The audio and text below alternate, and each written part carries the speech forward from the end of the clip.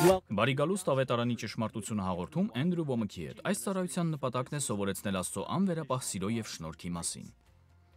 Հիսուսը ներեց մեզ մեր բոլոր մեղքերը՝ անցյալ, ներկա եւ նույնիսկ ապագա։ Ես ճանաչեցի բարի լուրը Էնդրյուի միջոցով, նրա ուսուցումների շնորհիվ ես սկսեցի ավելի լավ հասկանալ Աստվածաշունչը։ Հիսուսը ներել է մեզ մեկ անգամ բոլոր մեղքերի համար։ Իսկ այժմ լսենք Էնդրյուին։ Բարի գալուստ ավետարանի ճշմարտությունը հաղորդման երեքշաբթի օրվա թողարկում։ Արդեն 3 շաբաթ է ինչ ես սովորեցնում եմ հաստատուն հիմքի մասին, որը բոլորովին նոր ուսմունք է։ Իսկ սա բոլորովին նոր գիրք է, որն առաջարկվում է ձեզ առաջին անգամ։ Մենք ունենք նաև ձայնա եւ տեսասկավառակներ, ինչպես նաև իմ նոր կենդանի մեկնաբանությունները։ Սա թվային մեկնաբանություն է, որտեղ ես նշումներ եմ արել ավելի քան 22,000 աստվածաշնչյան խոսքերի վերաբերյալ։ Այդ անելու համար ինձնից պահանջվել է 35 կամ ավելի տարիներ եւ իմ գնահատմամբ մեր առաջարկած փաթեթներից սա հավանաբար լավագույն ուսումնական նյութն է։ Հաղորդման ավարտին դուք կստանաք ավելի մանրամասն տեղեկություններ այս մասին։ Երեկ ես սովորեցնում էի Մարկոսի 4-րդ գլխից, որտեղ խոսվում է այն մասին, թե ինչպես է սերմնացանը սերմ ցանում։ 4-րդ գլխի առաջին մի քանի խոսքերում Հիսուսը պատմում է այս առակը, ապա աշակերտները գալիս եւ նրան հարցնում են, թե ինչու է նա առակներով խոսում մարդկանց հետ։ Իսկ Հիսուսը նրանց ասում է, որ նրանք ունեն Սուրբ Հոգուն, որը կարող է մեկնել նրանց առակները, բայց ովքեր Սուրբ Հոգուն չունեն, նրանց համար դա անհասկանալի կլինի։ Դա մի բան է, որ նրանք չեն կարող հասկանալ, այլ խոսքով նա ասում է, ես չեմ թաքցրել այս բաները ձեզանից, այլ թաքցրել եմ ձեզ համար։ Արքայության բանալիները տրվում են նրանց, ովքեր ընդունում են Հիսուսին եւ Սուրբ Հոգու մկրտությունը։ Այնուհետև նա հետևյալ պնդումն է անում։ 13-րդ խոսքում նա ասում է, որ եթե դուք չգիտեք այս առակը, ապա չեք իմանա իմ առակներից ոչ մեկը։ Այլ կերպ ասած, սերմնացանի այս առակը բանալի է Հիսուսի մյուս բոլոր առակները հասկանալու համար։ Ես հավատում եմ, որ դա Աստծո խոսքը հասկանալու բանալին է։ Դա ուղղակի հզոր է։ Այսպիսով 14-րդ խոսքում նա ասում է. «Սերմողը խոսքն է սերմում»։ Եվ երեկ ես շատ ժամանակ անցկացրեցի խոսելով այն մասին, թե ինչպես է Աստծո խոսքը համեմատվում սերմի հետ, որովհետև ինչպես այս աշխարհի ողջ համակարգը կյանքի համար կախված է սերմից, այսինքն խոտը, ծառերը, պտղատու ծառերը, կենդանիները, մարդիկ, ամեն ինչ առաջանում է սերմից, այնպես էլ Աստծո արքայությունը կախված է սերմից, որի շնորհիվ նրա զորությունն ազատագրվում է մեր կյանքի մեջ։ Մարդիկ, սա ուղղակի հզոր ճշմարտություն է։ Եթե դուք կարողանաք հասկանալ սա, ձեր ողջ կյանքը կդրվի ճիշտ ուղու վրա։ Եթե Աստծո խոսքը էական է աճի համար այնպես, ինչպես ֆիզիկական աշխարհը կախված է սերմից, ժամանակից եւ հունձքից, ապա այդ ճշմարտությունը կարող է թելադրել ձեր կյանքի ընթացքը։ Դուք պետք է ձեր քիթը խոթեք Աստվածաշնչի մեջ ու սովորեք Աստծո խոսքը եւ կտեսնեք, որ այն ինքնաբերաբար պտուղ է բերում։ Սրանք հզոր պնդումներ են։ Այսպիսով սերմը ընկավ 4 տարբեր տեսակի հողերի մեջ։ Եվ դրանցից միայն մեկը պտուղ բերեց։ Նմանապես մարդու սիրտը կարելի է բաժանել 4 տարբեր վիճակների եւ դրանցից միայն մեկն է պտուղ բերում։ Սա հզոր է։ Դուք իրականում պետք է համոզված լինեք, որ ձեր սիրտը 4-րդ դասակարգման մեջ է, որի դեպքում Աստծո խոսքը պտուղ կբերի ձեր կյանքում։ Այսպիսով 15-րդ խոսքից նա սկսում է մեկնել այս առակը։ Գրված է. նրանք են ճանապարհի վրայինները, ուր բանը սերմվում է, երբ որ լսում են, շուտով գալիս է սատանան, վեր առնում նրանց սրտերում սերմված խոսքը։ Ճանապարհի վրա ասելով հասկանում ենք այն տեղը, որտեղով մարդիկ քայլում են, եւ նրանք այնքան են տրորում գետինը, որ նրա կոշտության պատճառով սերմը չի կարողանում թափանցել հողի մեջ։ Ուստի այն պարզապես մնում է գետնի մակերևույթին, եւ սատանան գալիս ու գողանում է խոսքը։ Երկնքի թռչունները գալիս եւ ուտում են սերմը, ու այն երբեք չի թափանցում հողի մեջ։ Այստեղ թույլ տվեք բացել նաև Մատթեոսի ավետարանի 13-րդ գլուխը։ Այս նույն առակը արձանագրված է նաև Մատթեոսի ավետարանում։ Այստեղ ոչ մի հակասություն չկա, սակայն մի փոքր այլ կերպ է ներկայացված այս առակը։ Այսպիսով Մատթեոսի 13-րդ գլխի 18-րդ խոսքն ասում է. Դուք հիմա լսեցեք սերմ ցանողի առակը, այն ամենից, որ արքայության խոսքը լսում է եւ չի իմանում, անգլերենում չի հասկանում, գալիս է չարը եւ հափշտակում նրա սրտի մեջ սերմվածը, սա է ճանապարհի մոտ սերմածը։ Այս խոսքերից երևում է, որ հողի այս տեսակը ենթադրում է, որ մարդը չի հասկացել խոսքը։ Դա կարելի է ասել հետևյալ կերպ. Եթե դուք չեք հասկանում խոսքը, դա նման է սերմը գետին թողնելուն, որի դեպքում թռչունները գալիս եւ ուտում են այն։ Սատանան կկարողանա գալ եւ գողանալ այդ խոսքը։ Սա այն մարդն է, ով չի հասկացել այն։ Այսպիսով սա խոսում է այն մասին, որ Աստծո խոսքը ձեր ներսում տնկելու առաջին քայլը այն հասկանալն է։ Եվ գիտեք, ես մասնակից եմ այս բանում, որովհետև Աստված կանչել է ինձ լինելու ուսուցիչ։ Իսկ ինչ է անում ուսուցիչը։ Նա բացատրում է։ Քարոզիչը հռչակում է, իսկ ուսուցիչը բացատրում։ Դուք կարող եք ավելի մանրամասն ներկայացնել այս տարբերությունը, սակայն սա ընդհանրացում է, եւ գիտեք, կան շատ մարդիկ, ովքեր ոտքի կկանգնեն ու կասեն. Աստծո կամքն է, որ դուք բարգավաճեք, բայց նրանք չեն ասի, թե ինչպես դա անեք ու չեն տա հասկացողություն այդ մասին։ Կան շատ մարդիկ, ովքեր ոտքի կկանգնեն ու կհռչակեն, որ Հիսուս Քրիստոսը նույնն է երեկ, այսօր եւ հավիտյան, որ նա այսօր էլ բժշկում է, այսօր էլ հրաշքներ է անում։ Նա իրական է ձեր կյանքում եւ հիանալի է, որ այդպիսի բաներ են հռչակում, սակայն այդ ամենը պետք է բացատրել։ Շատ լավ, եթե Աստված բժշկում է այսօր, ինչպես ես ստանամ իմ բժշկությունը։ Եվ հասկանում եք, դա հենց այն է, ինչ Աստված կանչել է ինձ անելու, Աստված կանչել է ինձ, որպեսզի ես օգնեմ մարդկանց, որ նրանք հասկանան։ Սա առաջին քայլն է, որով Աստծո խոսքը սկսում է գործել ձեր կյանքում։ Դուք պետք է հասկանաք այն եւ գիտեք, շատ մարդիկ ասում են, որ ես Աստվածաշունչն այնքան պարզ, այնքան հասարակ եմ դարձնում, բայց ես հավատում եմ, որ կարևոր է, որ ծառայողները խոսքն այնքան պարզ բացատրեն, որ ցանկացած ոք կարողանա հասկանալ այն։ Գիտեք, ես մեծացել եմ Տեխասի նահանգի Արլինգտոն քաղաքում։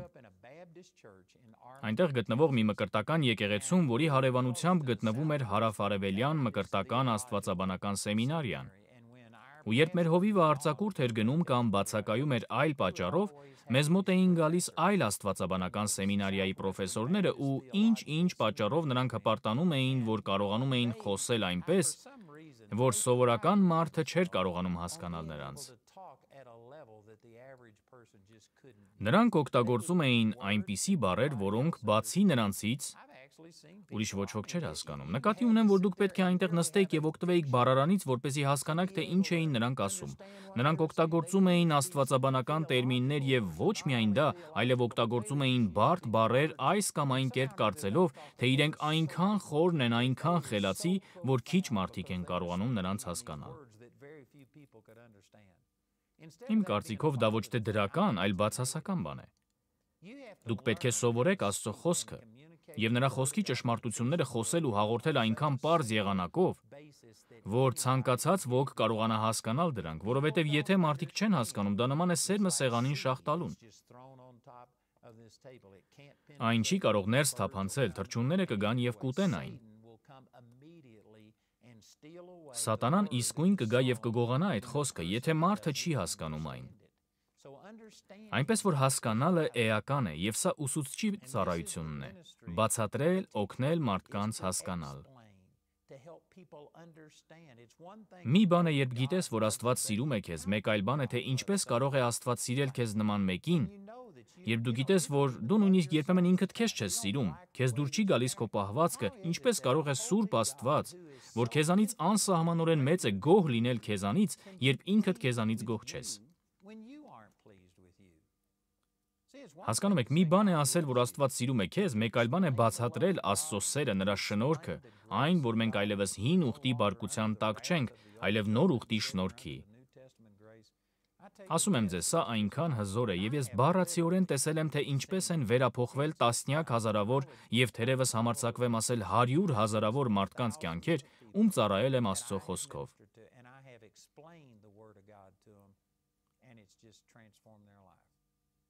Սա ուղղակի հզոր է։ Ինձ դուր է գալիս սա։ Մարդիկ մոտենում են ինձ եւ ասում. «Ես եղել եմ եկեղեցում 20-30 տարի ու ավելի շատ բան եմ սովորել մեկ ամսում, մեկ տարում կամ երկու տարում, քան 20-30 տարիների ընթացքում իմ եկեղեցում գտնվելու ժամանակ»։ Որովհետև մարդիկ հռչակում եւ ինչ-որ բաներ են ասում, սակայն չեն բացատրում, այնպես որ սա է ուսուցչի ծառայությունը եւ սա է առաջին տեսակի հողը։ Սատանան կարողացավ գալ եւ գողանալ խոսքը, որովհետեւ մարդիկ չէին հասկացել այն։ Գիտեք, այս տրամաբանությամբ ենք մենք ծառայում երեխաներին, այս պատճառով է, որ մենք ունենք մանկական ծառայություն։ Ճշմարտությունը ճշմարտություն է եւ այն ձեզ ազատ կարձակի անկախ այն բանից, դուք 3, 30 թե 60 տարեկան եք։ Ճշմարտությունը ճշմարտություն է, սակայն ձեր հասկանալու ընդունակությունը տարբեր է։ Դուք չեք կարող 3-5 տարեկան երեխային սովորեցնել այնպես, ինչպես 30 կամ 50 տարեկան մարդուն եք սովորեցնում։ Պատճառը ոչ թե այն է, որ խոսքն է տարբեր, այլ այն, որ հասկանալու ընդունակություններն են տարբեր։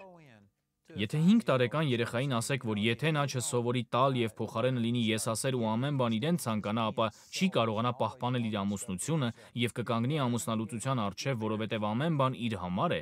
եթե նրան ասեք, որ ամուսնությունը ենթադրում է 100% նվիրում, այլ ոչ թե 50% մեկն է տալիս, 50% մյուսը, ոչ, երկուսն էլ տալիս են 100%, եթե դուք օգտագործեք այս օրինակները եւ սովորեցնեք դրանք 5 տարեկան երեխային, նա չի կարողանա հասկանալ, թե ինչ կապ ունի ամուսնությունը իր իրավիճակի հետ։ Նա չի հասկանա այս բաները, բայց դուք կարող եք նրան սովորեցնել իր տարիքին համապատասխան եւ օգտագործել այնպիսի օրինակներ, որոնք նա կհասկանա։ Օրինակ կարող եք ասել, որ եթե նա լինի եսասեր, եթե միշտ ուզենա ունենալ բոլոր խաղալիքները ու չսովորի կիսել դրանք այլ երեխաների հետ, ապա երեխաները նրան չեն սիրի։ Ու նա հանրաճանաչ չի լինի։ Մարդկանց դուր է գալիս, երբ նրանց մասին ավելի շատ եք մտածում, քան ինքներդ ձեր մասին։ Դուք կարող եք օգտագործել այնպիսի օրինակներ, որոնք կվերաբերեն երեխային կամ դեռահասին, դուք պետք է խոսեք նրանց մակարդակին համապատասխան։ Գիտեք, ես ճանապարհորդում եմ ամբողջ աշխարհով մեկ ու լինում եմ տարբեր վայրերում։ Ես եղել եմ Ուգանդայում, Կարամոջայի շրջանում, որտեղ մարդիկ նոր են սկսել հագուստ հագնել։ Առաջին անգամ, երբ գնացի այնտեղ, կային կանայք, որոնք հագնված չէին, իսկ երկրորդ անգամ, երբ գնացի այդ կանանց ասացին, որ իրենց հագուստները հագնեն, որովհետև Էնդրյուն է գալիս։ Այս մարդիկ այնքան պարզունակ են, նրանք այնքան բան չգիտեն, ընդամենը մի քանի տարի առաջ նրանք հագուստ չէին հագնում։ Եթե ես նրանց ասեի, որ եթե նրանք ամբողջ օրն անցկացնեն հեռախոսի մեջ, եթե ամբողջ օրն անցկացնեն հեռուստացույցի առջև, ապա սատանան կխեղդի Աստծո խոսքը, ես պարզապես ժամանակ կկորցնեի։ Նրանք դա չեն հասկանում, որովհետև դա նրանց կյանքի մասը չէ, այնպես որ դուք պետք է մարդկանց հասնեք եւ բացատրեք այնպես, որ նրանք կարողանան հասկանալ։ Սա առաջին պատճառն է, որ սատանան կարողանում է գողանալ խոսքը։ Մարդիկ պարզապես չեն հասկանում այն, եւ երբեմն չհասկանալու պատճառը ոչ թե բացատրելու ձևն է, այլ մարդկանց սրտի վիճակը։ Կան մարդիկ, ովքեր չունեն սիրտ Աստծո համար, այսինքն նրանք հեշտասեր են, բռնված են շնությամբ, հարբեցողությամբ եւ այլն։ Նրանք իրենց սիրտն ուղղել են այլ բաների վրա եւ որևէ տեղ չունեն Աստծո խոսքի համար։ Գիտեք, եթե ձեր վիճակն այդպիսին է, ապա դուք կարող եք գնալ եկեղեցի, նստել այնտեղ, բայց եթե ձեր միտքը մեկ այլ բանով է տարված, եթե դուք անհամբեր սպասում եք, թե երբ եք այդտեղից դուրս գալու, եթե չեք բացում ձեր սիրտը, ձեր միտքը ու չեք ցանկանում հասկանալ Աստծո բաները, ապա սատանան կգա եւ ձեզանից կգողանա Աստծո խոսքը։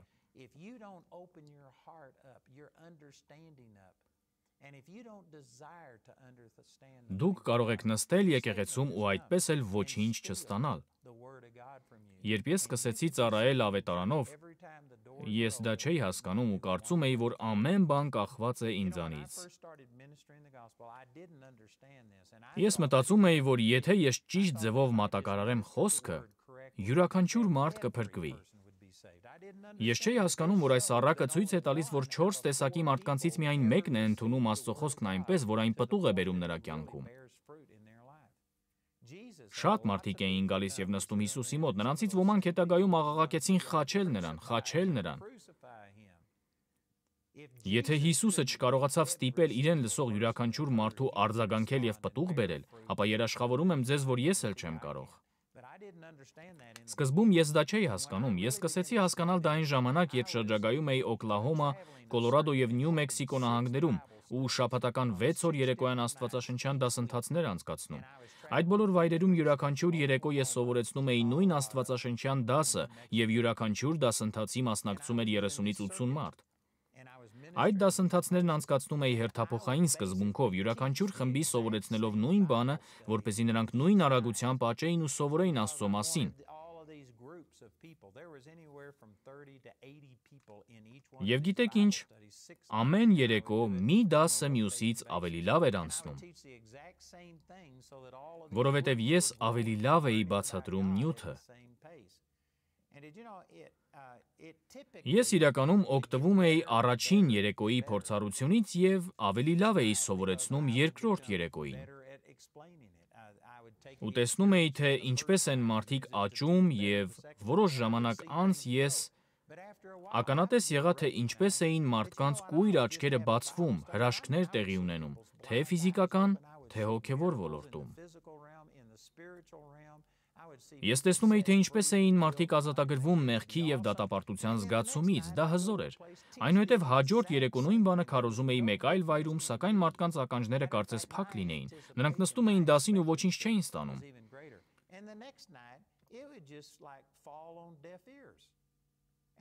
Ըստ էության, իմ սպասումն ավելի մեծ էր լինում, ակնկալիքներն ավելի շատ, իմ մեջ ոչ մի փոփոխություն չկար, սակայն ես չէի կարողանում աղոթել, որ որևէ մեկը բժշկվեր, ոչինչ տեղի չէր ունենում։ Հետո ես հասկացա, թե ինչումն էր իրականում բանը։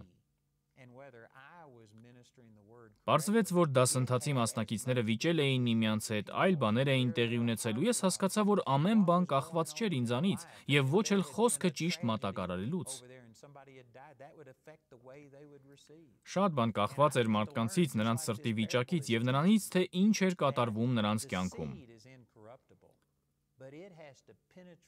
Եթե որևէ ողբերգություն կամ որևէ մահվան դեպք էր լինում, դա ազդում էր այն բանի վրա, թե ինչպես էին մարդիկ ընդունում խոսքը, և ես սովորեցի, ինչպես այս առակն է սովորեցնում, որ սերմը անապական է, բայց այն պետք է թափանցի սրտի մեջ, իսկ դրա համար առաջին քայլը պետք է լինի խոսքը հասկանալը։ Ու եթե մարդկանց ուշադրությունը զբաղված է այլ բանով, ապա դա թույլ չի տա, որ Աստծո խոսքը թափանցի նրանց սրտի մեջ, որովհետև նրանք կենտրոնացած են այլ բաների վրա։ Սա հզոր ճշմարտություն է և ունի իր կիրառությունը։ Եթե դուք ծառայող եք, եթե դուք խոսքը կիսում եք մեկ ուրիշի հետ, ապա պետք է սա հաշվի առնեք և ընդունեք, որ խոսքը պետք է հաղորդեք այնքան պարզ, որ մարդիկ կարողանան հասկանալ այն։ Իսկ հետո պետք է ընդունեք, որ մարդկանց սրտերը կարող են խստանալ կյանքում տեղի ունեցող տարբեր իրադարձությունների, դառնության և այլ պատճառներով, ու երբեմն հարկ կլինի, որ դուք գնաք և փափկացնեք նրանց սրտերը։ Դուք պետք է պարզեք, թե որն է խնդիրը և հեռացնեք այդ արգելքները, նախքան խոսքը կկարողանա գործել։ Ինչպես օրինակ, երբ սերմ եք ցանում, այն հենց այնպես շաղ չեք տալիս գետնին։ Մենք սովորել ենք, որ ավելի լավ է ակոսներ փորել, հեռացնել քարերը, ապա ցանել սերմը։ Եթե այդպես անեք, ապա ամեն մի սերմի դիմաց ավելի շատ բերք կունենաք, սերմերի ավելի մեծ տոկոս պտուղ կտա և նմանապես փոխանակ պարզապես գնալու և խոսքեր շաղ տալու կամ վկայություն տալու, դուք պետք է հաշվի առնեք մարդու սրտի վիճակը, ու եթե նրա սիրտը խստացած է, այդ դեպքում երբեմն հարկ է լինում սկզբում գործ ունենալ նրա սրտի հետ և հասցնել նրան այն վիճակին, որ կարողանա ընդունել Աստծո խոսքը։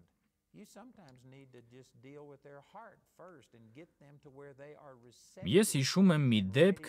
երբ գնացել էի մի եկեղեցի, որտեղ մի երեխա էր մահացել։ Մինչ այդ եկեղեցին ծոմ էր վերցրել և աղոթել նրա համար, սակայն երեխան մահացել էր, և երբ ես գնացի այնտեղ, ընդամենը 2 օր առաջ էին նրան հուղարկավորել։ Մարդկանց սրտում ցավ կար։ Նրանք շատ հարցեր ունեին, ոմանք լցված էին անհավատությամբ, որովհետև նրանք մտածում էին, որ դա Աստծո կամքը չէր։ Իրենք արեցին այն ամեն ինչ գիտեին, եթե ես չլուծեի այդ հարցերը,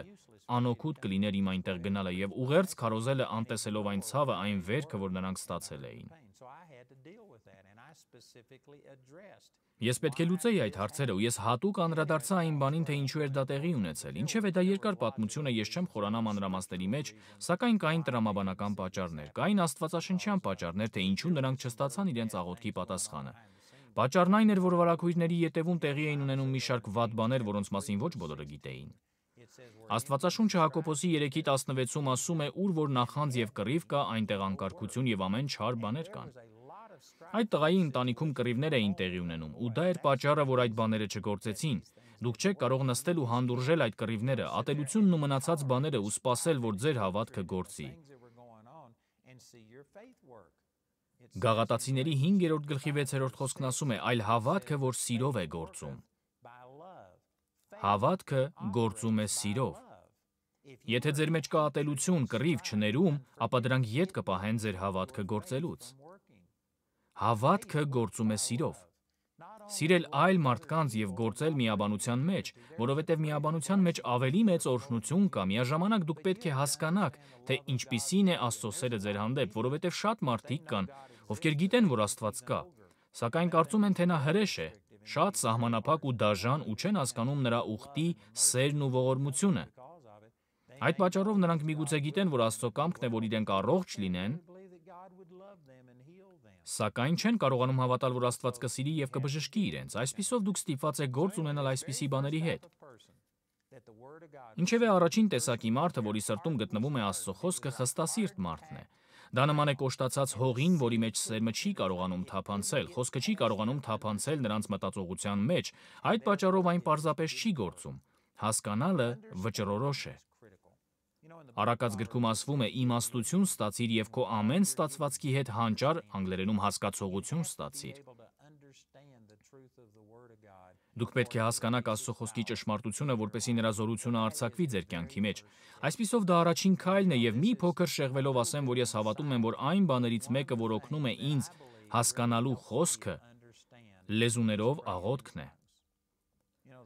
Աստվածաշունչն ասում է, որ երբ աղոթում եք լեզուներով, առաջին Կորինթացիների 14:14, երբ ես աղոթում եմ լեզուներով, իմ հոգին է աղոթում, սակայն իմ միտքը կամ հասկացողությունն անպտուղ է։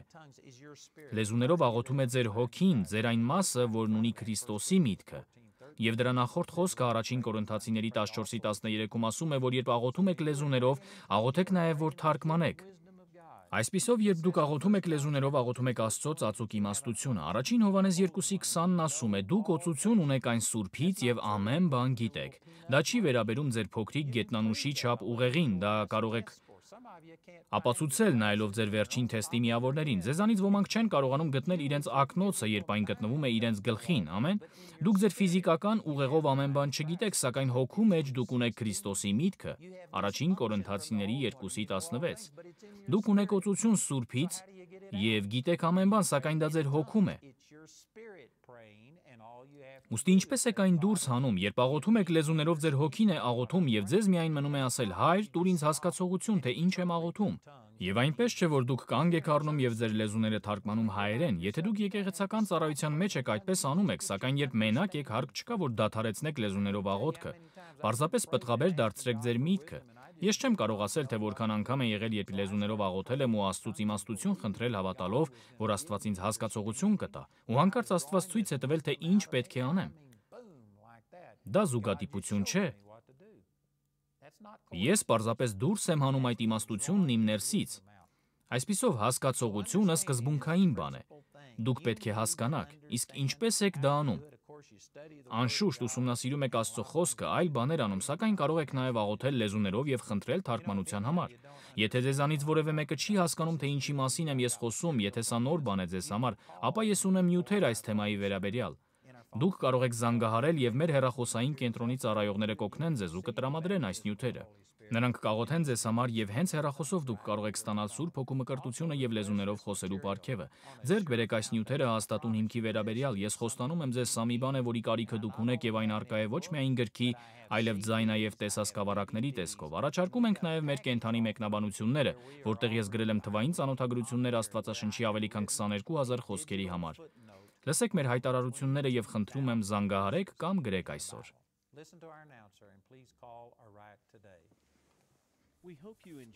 Հուսով ենք ձեզ դուր եկավ ավետարանի ճշմարտության այս թողարկումը։ Էնդրյուն ցանկանում է հատուկ շնորհակալություն հայտնել Էնդրյու Ոմքի ծառայության շնորհքի գործընկերներին։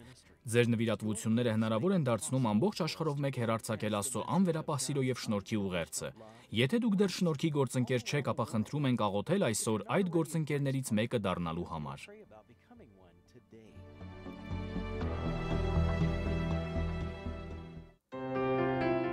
Շնորհակալություն, որ դիտում եք ավետարանի ճշմարտությունը Էնդրյու Ոմքի հետ։ Համոզված ենք, որ դուք օգտված եք ձեր լսած ուսմունքով։ Դուք կարող եք այցելել մեր awmi.net կայքը օրը 24 ժամ եւ շաբաթը 7 օր։ Դուք կգտնեք ոչ միայն այսօրվա հեռարձակման նյութերը, այլև անվճար նյութեր դիտելու, լսելու եւ ներբեռնելու համար։ Դուք կարող եք դիտել ավելի քան 16 տարվա ավետարանի ճշմարտությունը հաղորդման թողարկումները, լսել ավելի քան 14 տարվա ռադիոհաղորդումները եւ անվճար ներբեռնել Էնդրյուի գրեթե բոլոր ուսմունքները, թե ձեր, թե ուրիշների համար։ Եթե ուզում եք ավելի խորապես հասկանալ Աստծո խոսքը, ինչու չմտածել Էնդրյուի Խարիս աստվածաշնչյան դպրոց ընդունվելու մասին։ Բացի մեր հիմնական տարածքից Կոլորադոյում, մենք ունենք այլ դպրոցներ աշխարհի տարբեր մասերում։ Եթե դուք չեք կարող հաճախել այն ձեր բնակավայրում, մենք նաև ունենք առցանց Խարիս աստվածաշնչյան դպրոց, որի միջոցով դուք կարող եք սովորել ամենուր ձեր նախընտրած ժամերին։ Ավելի շատ ինֆորմացիա ստանալու համար այցելեք 3w.awmi.net կայքը։ Ուզում եմ շնորհակալություն հայտնել ավետարանի ճշմարտությունը դիտելու համար, ուզում եմ տեղեկացնել, որ մենք ունենք բազմաթիվ նյութեր, որոնք կարող են օրհնել ձեզ եւ ծառայել ձեզ։ Դուք կարող եք գտնել դրանք մեր awmi.net կայքում եւ որ երկրում էլ լինեք, մենք ունենք գրասենյակներ ողջ աշխարհով մեկ։ Մենք ունենք 14 օտարերկրյա գրասենյակ, բայց դուք կարող եք ստանալ նյութեր օրը 24 ժամ եւ շաբաթը 7 օր մեր կայքից։ Դրանում դուք կգտնեք մեր գրասենյակների հասցեները եւ այլ տեղեկություն, որը կարող է իրական օրհնություն լինել ձեզ համար։ Հիշեք awmi.net բազմաթիվ նյութեր օրը 24 ժամ եւ շաբաթը 7 օր, այնպես որ օգտվեք դրանցից։ Մեր կայքն օրհնություն կլինի ձեզ համար։ Էնդրյու Ոմքի ծառայությունն ունի գրասենյակներ ողջ աշխարհում, որտեղ էլ դիտեք ավետարանի ճշմարտությունը հաղորդումը, դուք կարող եք կապ հաստատել մեր ծառայության հետ։ Մոտակա գրասենյակը գտնելու համար այցելեք 3w.awmi.net կայքը եւ սեղմեք կապ մեզ հետ բաժինը։ Անպայման միացեք մեզ ամեն օր նույն ալիքով դիտելու համար ավետարանի ճշմարտությունը հաղորդումը Էնդրյու Ոմքի հետ։ Բարի գալուստ Էնդրյու Ոմքի ծառայություն։ Մի փոքրիկ ակնարկ այն մասին, թե ինչպես է ձեր համագործակցությունն այս ծառայության եւ Խարիս աստվածաշնչյան քոլեջի հետ 25 տարի շարունակ աշակերտներ եւ առաջնորդներ բարձրացնում ու հնարավոր դարձնում Խարիսի ավելի քան 60 ուսումնական կենտրոնների գործունեությունը ամբողջ աշխարհում։ Գրեթե բոլոր մայրցամաքներում գործող ուսումնական կենտրոնները տեղական լեզվով եւ տեղական մշակույթի մթնոլորտում սովորեցնում են Աստծո սիրո եւ շնորհքի մասին կյանք փոխող ուղերձը։ Ոչ բոլորը կարող են գալ Կոլորադո, այնպես որ ես կարծում եմ, որ դուստր դպրոցները հնարավորություն են տալիս ավելի շատ ուսանողների սովորել աստվածաշնչյան դասընթացներում։ Դպրոցները ժամանակակից կյանքի համար խիստ անհրաժեշտ ուսումնական նյութ են ապահովում, Աստծո խոսքը ներկայացնելով առավել կենտրոնացված եղանակով։ Նրանք հնարավորություն են տալիս հոգևոր ծարավ ունեցող քրիստոնյաներին ստանալ ավելին առանց տեղափոխվելու անհրաժեշտության։ Շնորհակալություն գործընկերներ, ձեր աջակցության շնորհիվ Աստծո սիրո եւ շնորհքի ուղերձը 25 տարի շարունակ հասնում է աշխարհի տարբեր ծայրերում ապրող ուսանողների։ Այցելեք Խարիս աստվածաշնչյան քոլեջի կայք charisbiblecollege.org եւ գտեք ձեր մոտակա ուսումնական կենտրոնը ու սկսեք ձեր ճանապարհորդությունը։ Ողջույն, ես Էնդրյու Ոմքն եմ եւ ցանկանում եմ քաջալերել ձեզ հետեւել մեր ավետարանի ճշմարտությունը հեռուստատեսությանը հետեւյալ հասցեով gospeltruth.tv։ Այն ինտերնետային հեռուստատեսային ցանց է, որի միջոցով դուք կարող եք լսել ոչ միայն իմ ուսումունքները, այլև Խարիս աստվածաշնչյան քոլեջի ուսուցիչներին, հանրաճանաչ մարդկանց, ինչպիսիք են Քենեթ Քոփլանդը, Կրեֆլո Դոլլարը, Ջեսի Դյուպլենտեսը, Քեյթ Մուրը։